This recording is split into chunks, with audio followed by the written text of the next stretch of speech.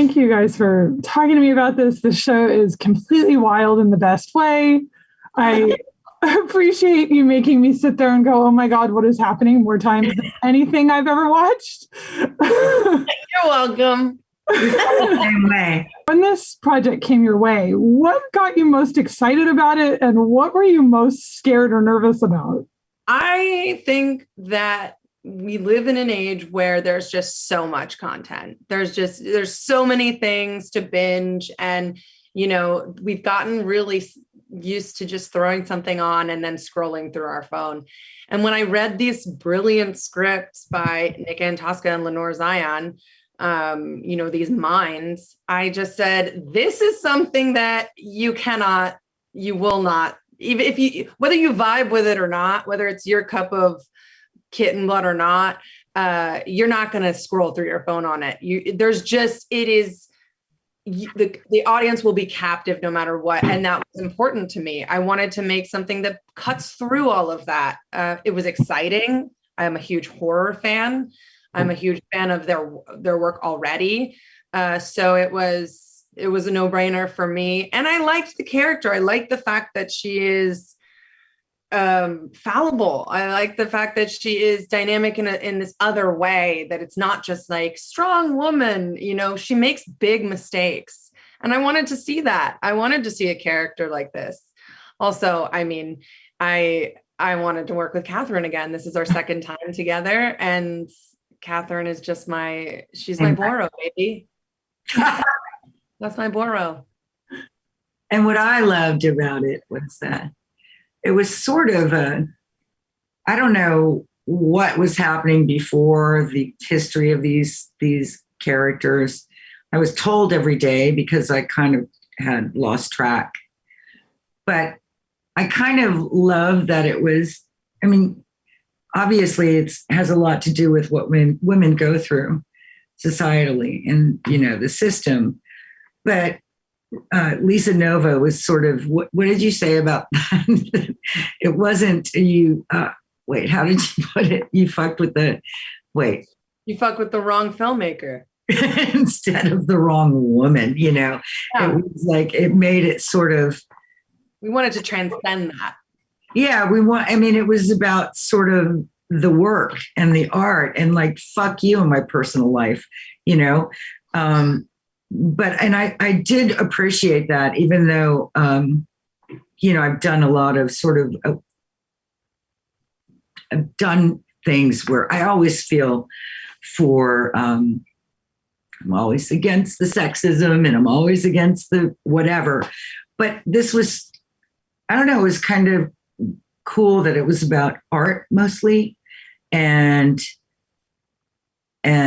the vengeance of people in power and how we want to avenge our souls too, in a way. I look at acting like free falling, someone just like gives you a shove off of a very tall building and you really have no control. And that's what it's like inviting a character in. For me, you just sort of go, okay, inhabit this vehicle. It's sort of like Boro. It's sort of like this person jumps into your body and you get lost. And so that was terrifying for me the entire time. Yeah, we didn't know what the hell was going on. She did, because she is insanely, this woman came ready to go every single day and just ran away with it. And it was kind of just keeping up, really. It's incredible to watch. Wow. I guess I was nervous about setting everything on fire is really the answer to your question. But with Catherine there, I think Yeah. it was very helpful to have. So what else do you have to add? Yeah, Catherine, for you, when we first meet Boro, she doesn't have the surface qualities that we traditionally associate with power in our society. She's soft-spoken. She's this woman with wild hair and smudged lipstick, and she's carrying a cat, which, sort of allows us to see that crazy cat lady trope. Because of your performance, we never doubt her power.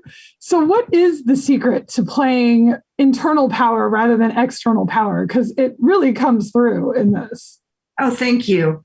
Appreciate that. It's the secret is if people imbue you with that. Part of it is in the writing and support. I mean, you can't do it without a director. You can't do it without your cast. You can't. And a lot of it is just sort of telling you, Rosa, telling me that I have the power. I don't know if that answers your question, but I think it's Keener. I think it's that Keener magic. I've met a few Keeners now, and they're all very powerful people. I don't know, kind of trying to stay present and loving nature and stuff. For real. Rosa, for you, your character's acceptance of every outrageous moment is so vital in keeping the audience grounded through all of these wild twists and turns. But you also have to react in a way that feels genuine rather than just blasé about it. So how did you find a balance of staying authentic while honoring Lisa's ability to just sort of accept the nightmare logic of anything that comes her way? Well, it just sounds like my real life. Don't you do that on a regular basis, Christina? Don't you react to things authentically, even though they're bonkers insane? I mean, we accepted a lot of things in 2020 that I think, and we took it on the chin and we took it while reacting authentically. So I just tried my best to do that, to like Catherine is saying, to be present, to be authentic. But the main thing that always pulled me back was, with Lisa, is what is the focus here? The focus is always her art. The focus is always the art. So any reaction, anything that happens, is sort of accepted because it's like, well, I'm on the way to make my movie. Okay. So I'm going to place a curse on someone. Okay. So there's zombies over there. That's fine. Maybe I'll use them in my movie. It's always, it always comes back to the art. And that's what was so great about playing Lisa, is because she is, almost to a myopic degree, so laser focused on making this film and knows that she can.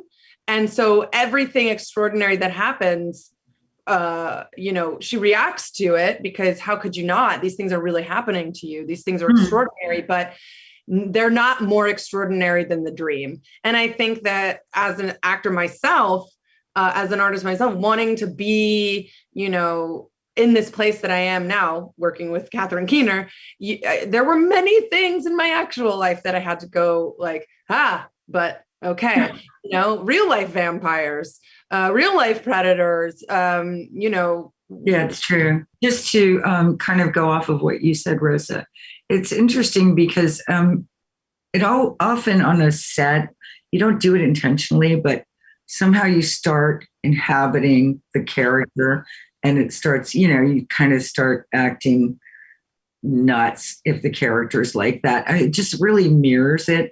And I would say Boro's was the same way as Lisa. They both had I wasn't really interested in helping you.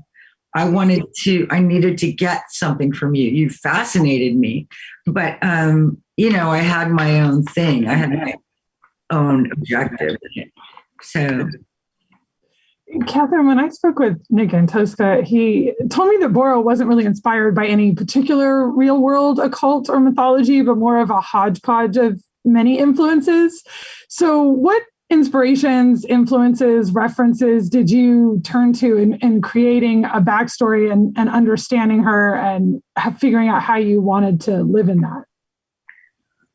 Well, the mythology that they provided me with was, it was kind of, it's wide open for you. So bad dreams. I looked at photos of, did I tell you, I thought it was like a mashup for me. It was sort of Yoko Ono and Jimi Hendrix if they got together. I mean, if they combined.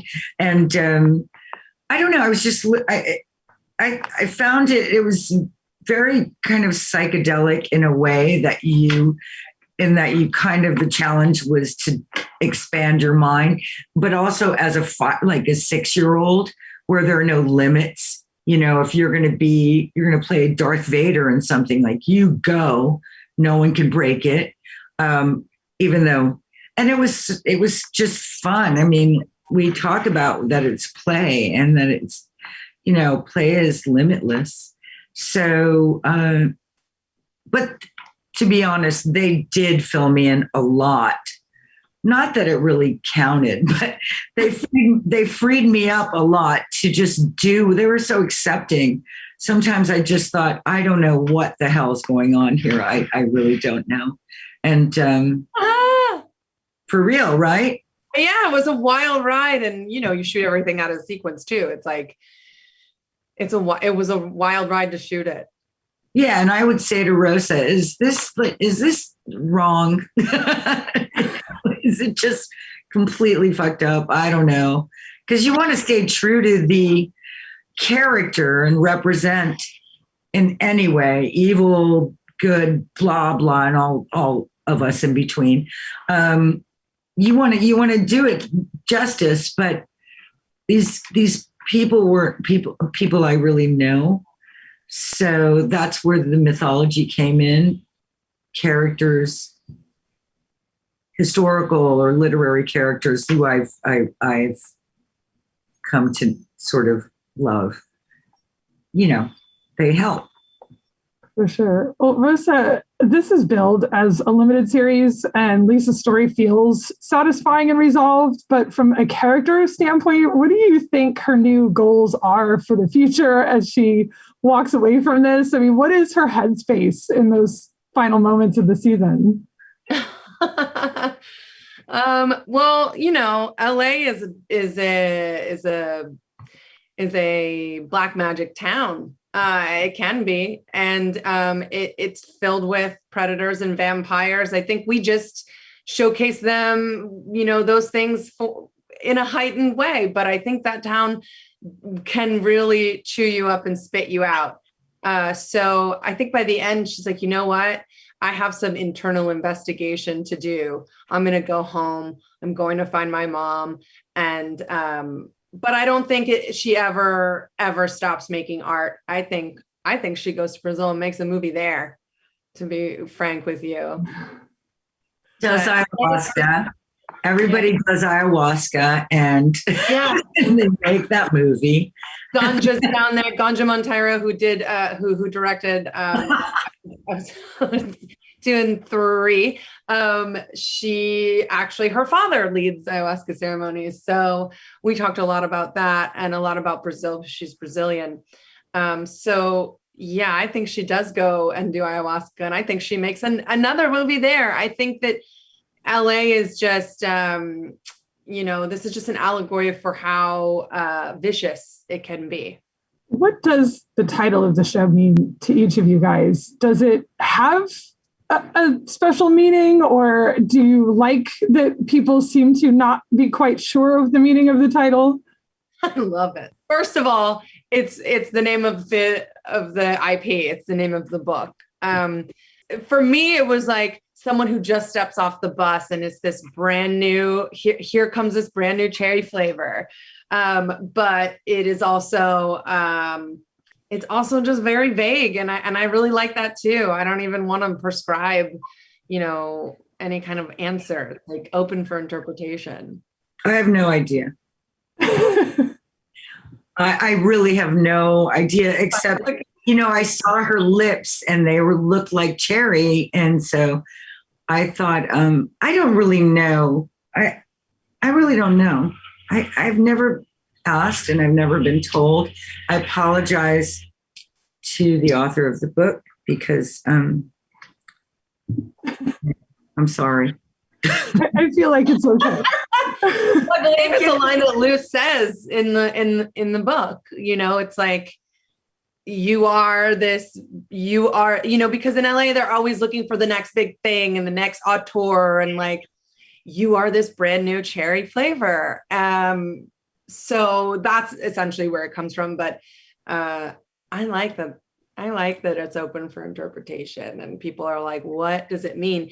Because it fits so well, and it doesn't really need to have an explanation It just It doesn't. does fit. It does fit the series really well. It does, because look at her too.